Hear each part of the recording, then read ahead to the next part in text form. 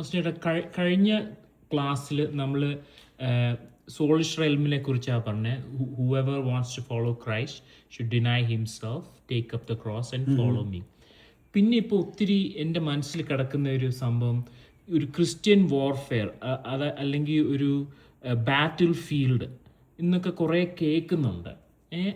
ബൈബിളിൽ അതിനെക്കുറിച്ച് എന്തോ പറഞ്ഞേക്കുന്നത്, നമ്മൾ എങ്ങനെയാണ് അത് നേരിടേണ്ടിയ ഈ വാർഫെയർ, എന്തുവാണ് ഈ വാർഫെയർ, എന്തുവാണ് ഈ ബാറ്റിൽ, ഒന്ന് ബൈബിളിൽ നിന്ന് എക്സ്പ്ലെയിൻ ചെയ്തു തരാമോ? തീർച്ചയായിട്ടും.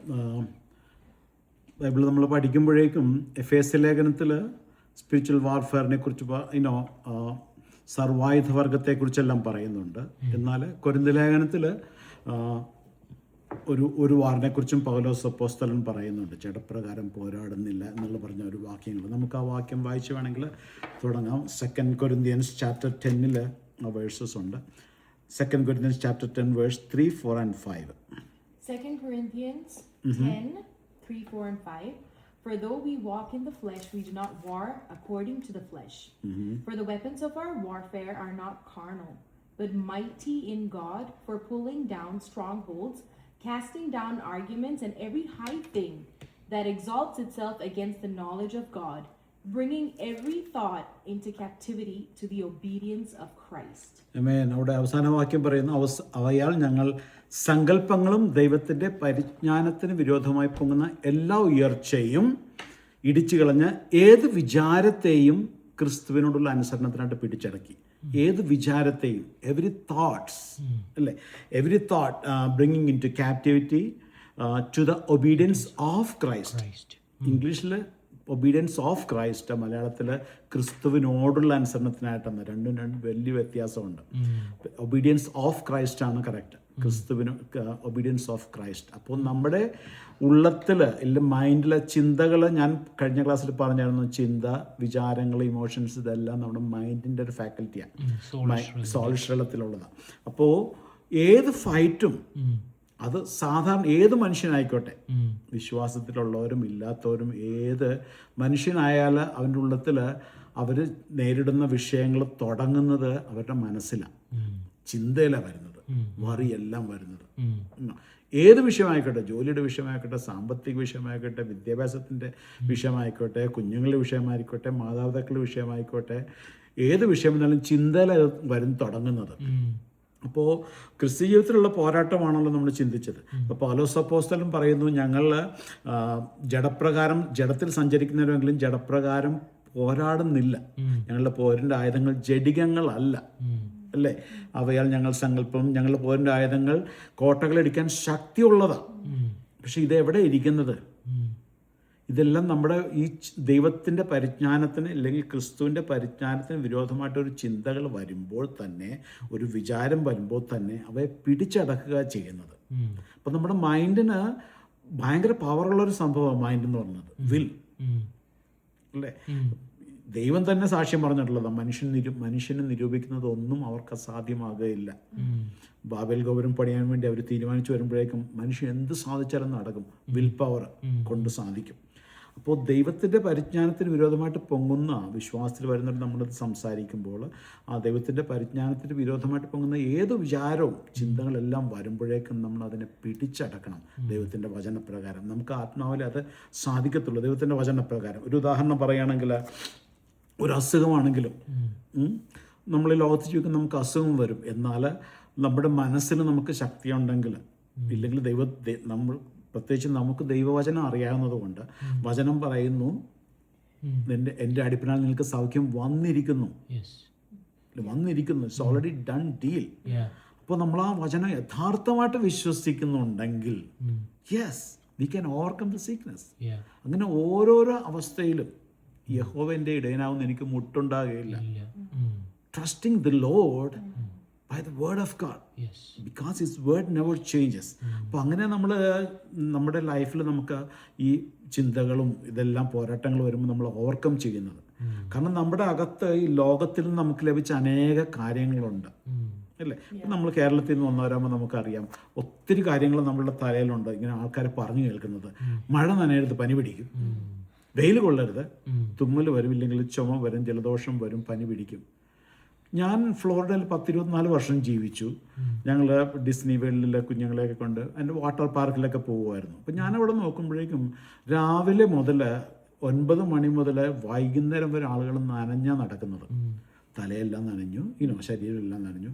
ഇവർക്ക് എല്ലാവർക്കും അസുഖം വരികയാണെങ്കിൽ ആരും പിറ്റേ ദിവസം തിരിച്ചു വരത്തില്ല അവിടെ. C, it's all in mind. ഞാനത് അന്ന് ചിന്തിച്ചപ്പോൾ അന്ന് എനിക്ക് ദൈവവചനമൊന്നും അറിയത്തില്ല. ബട്ട് ലോകത്തിൽ ഞാൻ പറഞ്ഞു അങ്ങനെ വരത്തില്ല. മഴ നനഞ്ഞാൽ പനി പിടിക്കത്തില്ല. ഞാനത് പറയുന്നത് എൻ്റെ എക്സ്പീരിയൻസ്. എൻ്റെ കുഞ്ഞുങ്ങൾ ചെറുതായി നിൽക്കുമ്പോൾ 2 വയസ്സ് 3 വയസ്സുള്ളപ്പോഴേക്കും മഴ വരുമ്പോൾ ഞാനവർ പുറത്ത് കളിക്കാൻ വിടും. ഞാനും പോയി കളിക്കും മഴയത്ത്. ഐ വോണ്ട് ഗെറ്റ് സിക്ക്. കാരണം ഞാനത് റിസീവ് ചെയ്യുന്നില്ല. ആ തോട്ട് ക്യാപ്റ്റീവ് ചെയ്തു. അത് ലോകപ്രകാരം. അപ്പോൾ വചനം അറിയാമെങ്കിലോ ഇറ്റ്സ് സോ ഈസി. ദൈവത്തിൻ്റെ പരിജ്ഞാനത്തിന് വിരോധമാകുന്ന എല്ലാ ചിന്തകൾ വരുമ്പോൾ തന്നെ നമുക്കതിനെ പിടിച്ചടക്കാം. ഞാൻ ഒരു ഉദാഹരണം മാത്രമേ പറഞ്ഞുള്ളൂ, സിക്നസിൻ്റെ. അതുപോലെ എല്ലാത്തിനും വചനത്തിലും വാക്യങ്ങളുണ്ട്. അപ്പോൾ ഈ ചിന്തകളിലൂടെയാണ് മനുഷ്യനെ തെറ്റിക്കാനും ഇല്ലെങ്കിൽ വറി ചെയ്യിക്കാനും സാത്താൻ ശ്രമിക്കുന്നത്. ഓക്കെ, അപ്പം ഇതിൻ്റെയൊക്കെ തുടക്കം നമ്മൾ നോക്കിയാൽ ദൈവവചനത്തിൽ തന്നെ. ജനസിസിൽ നോക്കിയാൽ എല്ലാത്തിനും തുടക്കം നമുക്ക് കാണാം, അല്ലേ? സാത്താൻ വന്നിട്ട് ഹവ്വയോട് ചോദിക്കുന്ന ഒറ്റ ചോദ്യമാണ്. 3-ാം അധ്യായത്തിലെ ജനസിസ്, ഉൽപ്പത്തി പുസ്തകം 3-ാം അധ്യായത്തിൻ്റെ 1-ാം വാക്യം നമ്മൾ വായിച്ചാൽ നമുക്കത് കാണാം. Can you read that, please? Genesis 3:1. Now the serpent was more cunning than any beast of the field which the Lord God had made. And he said to the woman, Has God indeed said, You shall not eat of every tree of the garden? തോട്ടത്തിൽ യാതൊരു വൃക്ഷത്തിൻ്റെ ഫലവും നിങ്ങൾ തിന്നരുതെന്ന് ദൈവം വാസ്തവമായിട്ട് കൽപ്പിച്ചിട്ടുണ്ടോ? ഒരു ചോദ്യചിഹ്നം, ഒരു question ചിന്തയിൽ വന്നു. ഒരു ഡൗട്ട്. കൽപ്പിച്ചിട്ടുണ്ടെന്ന് പറഞ്ഞാൽ സംഗതി തീർന്നാനെ. മാനവരാശിയുടെ അല്ലെങ്കിൽ മനുഷ്യൻ്റെ കംപ്ലീറ്റ് ഫോളിന് കാരണമായത് ആ ഒറ്റ ക്വസ്റ്റ്യനാണ്. ഒരു ഡൗട്ട് നമ്മുടെ തലയിൽ കൊണ്ടുവന്ന് ഇട്ടപ്പോഴേക്കും ഹവ്വ തെറ്റി, അല്ലേ? സെയിം തന്നെ നമ്മൾ ഇന്ന് ഫേസ് ചെയ്യുന്ന ഡെയിലി ലൈഫിൽ ഫേസ് ചെയ്യുന്ന കാര്യങ്ങളെല്ലാം വരുമ്പോഴേക്കും നമ്മൾ വചനത്തിൽ ദൈവം ഞാൻ നിന്നെ ഒരു നാളും കൈവിടുകയില്ല, ഉപേക്ഷിക്കില്ല. That's a promise from the word of God. ദൈവവചനത്തിൻ്റെ ഒരു വാഗ്ദത്തം അത്, അല്ലേ? ഇപ്പം നമ്മളൊരാൾ ചിന്തിക്കുക, എനിക്ക് ആരുമില്ല, എന്നെ കേൾക്കാൻ ആരുമില്ല, ഞാൻ ഏകനാണ്. ആ സമയത്ത് ഈ വചനം അറിയാവുന്നവരാണെങ്കിൽ you can hold on to that word. ഞാൻ നിന്നെ ഒരു നാളും കൈവിടുകയില്ല, ഉപേക്ഷിക്കുകയില്ല. ആരെല്ലാം ഉപേക്ഷിച്ചാലും ദൈവം എൻ്റെ കൂടെ ഉണ്ട്. അങ്ങനെയാണ് നമ്മൾ വചനത്തിൽ ആശ്രയിക്കുന്നത്. അപ്പോൾ ആരുമില്ലെന്നുള്ള ചിന്ത കൊണ്ടുവരുന്നത് നമ്മളെ ഡിപ്രഷനിലേക്ക് നയിക്കാനാണ്. അപ്പോൾ ദൈവവചനത്തിൻ്റെ ചിന്ത നമുക്ക് തരുന്നത് അത് ജീവനും സമാധാനമായിട്ടാണ്. I have God on my side, അല്ലേ? ഈ സകല ലോകത്തിൻ്റെ സൃഷ്ടിതാവ് എന്നോട് പറഞ്ഞ വാക്യം, ഞാൻ നിന്നെ ഒരു നാളും കൈവിടുകയില്ല, ഉപേക്ഷിക്കില്ല. അപ്പോൾ അതുപോലെ ഈ വചനം മുഴുവനും പ്രോമിസസാണ്. അപ്പോൾ ആത്മാവിൽ നമ്മളത് ഗ്രഹിച്ചിട്ട് നമുക്ക് ദൈവത്തിൻ്റെ പരിജ്ഞാനത്തിന് വിരോധമായിട്ട് പൊങ്ങുന്ന എല്ലാ ഉയർച്ചയും നമുക്ക് ദൈവവചനത്താൽ തന്നെ പിടിച്ചടക്കാം. നമുക്ക് 1-2 വാക്യം കൂടി നമുക്ക് അതിനോടനുബന്ധിച്ച് വായിക്കാം. റോമാലേഖനം 8-ാം അധ്യായത്തിൻ്റെ 6-ാം വാക്യം ഒന്ന് വായിച്ചേ. Romans 8:6. For to be carnally minded is death, but to be spiritually minded is life and peace. ജഡത്തിൻ്റെ ചിന്ത മരണം, ആത്മാവിൻ്റെ ചിന്തയോ ജീവനും സമാധാനവും തന്നെ, അല്ലേ? കാർണൽ മൈൻഡ് എന്ന് പറഞ്ഞാൽ നമ്മൾ 5 സെൻസസ് കൊണ്ട് കാണുന്ന കാര്യങ്ങൾ, അല്ലേ? Carnal mind dominated by what we can see, taste, hear, smell and feel. അപ്പോൾ അങ്ങനെ ജീവിക്കുന്ന ഒരു മനുഷ്യനെ കാർണൽ മാൻ എന്ന് വിളിക്കുന്നത്. ജഡമനുഷ്യൻ. വിശ്വാസത്തിൽ വന്നവരും അങ്ങനെ തന്നെ ജീവിക്കുന്നവരുണ്ട്, ആണ് കൂടുതൽ.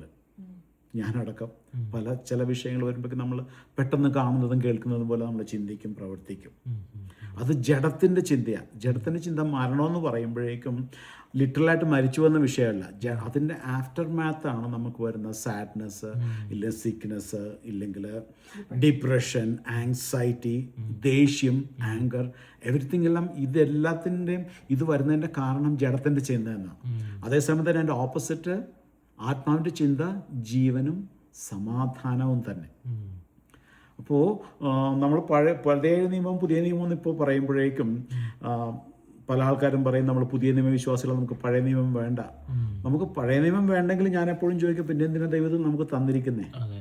നമ്മളത് ഗ്രഹിക്കേണ്ടതുപോലെ ഗ്രഹിച്ചാൽ പഴയ നിയമം ഗ്രഹിച്ചാൽ മാത്രമേ നമുക്ക് പുതിയ നിയമം ശരിക്കും മനസ്സിലാകത്തുള്ളൂ. കാരണം പുതിയ നിയമത്തിലെല്ലാം നക്ഷലായിട്ടാണ് യേശു ക്രിസ്തുവും പൗലോസ് അപ്പോസ്തലനും എല്ലാം പറഞ്ഞിരിക്കുന്നത്.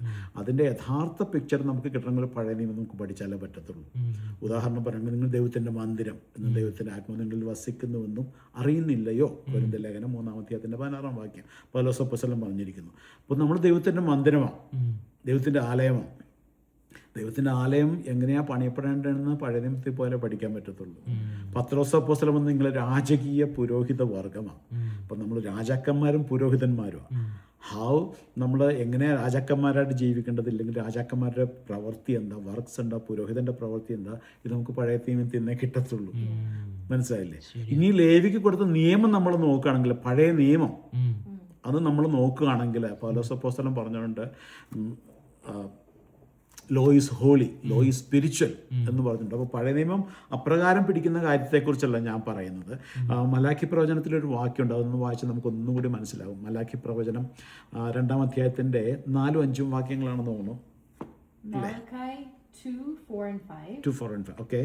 Then you shall know that I have sent this commandment to you, that my covenant with Levi may continue, says the Lord of hosts.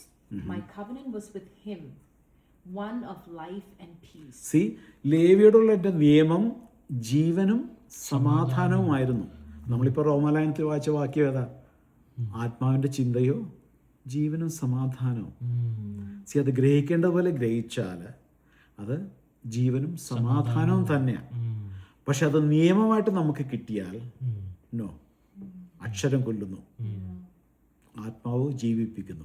അത് ആത്മാവിൻ്റെ പ്രമാണമായിട്ട് നമ്മളത് കാണുമ്പോൾ it will give you life. അപ്പോൾ പറഞ്ഞു വന്നതിൻ്റെ ഒരു താല്പര്യം, ഒരു നക്ഷലായിട്ട് നമ്മൾ പറയുകയാണെങ്കിൽ, നമ്മൾ ലോക മനുഷ്യരായിട്ട് നമ്മൾ ജീവിക്കും, ഇല്ലെങ്കിൽ ലോകത്തിൽ ജീവിക്കുന്ന ആരാണെങ്കിലും അവരുടെ ഫൈറ്റ് വരുന്നത് എല്ലാം ഈ ചിന്തയിലാണ്. ദൈവമക്കളായിരിക്കുന്ന നമുക്കും ചിന്തകൾ വരും. അപ്പോൾ ആ ചിന്തകളെ പിടിച്ചടക്കാൻ ദൈവത്തിൻ്റെ വചനം, ദൈവത്തിൻ്റെ വാഗ്ദത്തം ദൈവം നമുക്ക് തന്നിട്ടുണ്ട്. So if you overcome that thought, നമ്മുടെ ജഡത്തിൻ്റെ ചിന്തയെ നമ്മുടെ ആത്മാവിനാൽ അല്ലെങ്കിൽ ദൈവത്തിൻ്റെ വചനത്താൽ നമുക്കത് പിടിച്ചടക്കുകയാണെങ്കിൽ it is so powerful. It will work. അത് ഏത് മേഖലയിൽ അത് വർക്ക് ചെയ്യും, ഏത് മേഖലയിലും വർക്ക് ചെയ്യും. കാരണം എല്ലാത്തിനും വചനം ദൈവം നമുക്ക് തന്നിട്ടുണ്ട്, വാഗ്ദത്തങ്ങൾ തന്നിട്ടുണ്ട്. Yes, so it will work. So ആ ദൈവത്തിൻ്റെ പരിജ്ഞാനത്തിന് അല്ലെങ്കിൽ ക്രിസ്തുവിൻ്റെ പരിജ്ഞാനത്തിന് വിരോധമായിട്ട് എന്ത് ചിന്ത വന്നാലും അതിനെ പിടിച്ചെടുക്കാൻ പറ്റും. നമുക്ക് അതിനുള്ള വചനം അറിഞ്ഞിരിക്കണം. അതിനുള്ള വചനം എക്സാക്ട്ലി ദൈവം അതല്ലേ നമുക്ക് വചനം തുറന്നു തന്നിരിക്കുന്നത്. So you had to hold on to it and you had to believe that. കാരണം ഈ വചനത്തിന് ശക്തിയുണ്ട്. ദൈവത്തിൻ്റെ വചനം പറയുന്നു, എൻ്റെ വായിൽ നിന്ന് പുറപ്പെടുന്ന എൻ്റെ വചനം അത് അതിൻ്റെ പ്രവൃത്തി ചെയ്യാതെ എൻ്റെ അടുക്കിലേക്ക് മടങ്ങി വരികയില്ല. So we need to use it appropriately. എന്നാൽ മാത്രമേ ആ വചനത്തിൻ്റെ ശക്തി നമ്മുടെ ജീവിതത്തിൽ വെളിപ്പെടുത്തുള്ളൂ. എനിക്ക് എൻ്റെ പേഴ്സണൽ ലൈഫിൽ പറയാൻ ഒത്തിരി സാക്ഷ്യങ്ങളുണ്ട്. പക്ഷേ നമുക്ക് അടുത്ത വീഡിയോയിലെല്ലാം കുറേശ്ശായിട്ട് പറയാം. പേഴ്സണൽ കാര്യങ്ങൾ പറയാനുള്ള ഞാൻ ഉദ്ദേശിക്കുന്നത്, ഈ വചനം നമുക്കിത് ഗ്രഹിക്കേണ്ടതുപോലെ നമുക്ക് ഗ്രഹിക്കണം, അല്ലേ? നമ്മുടെ ഡെയിലി ലൈഫിൽ നമുക്കിത് അപ്ലൈ ചെയ്യാൻ പറ്റണം. ഡെയിലി ലൈഫിൽ നമുക്ക് വിജയകരമായിട്ട് ജീവിക്കാൻ സാധിക്കണം. ആമേൻ. അപ്പോൾ അതിനെ ദൈവം സഹായിക്കട്ടെ നിങ്ങളെ. God bless you. Thank you.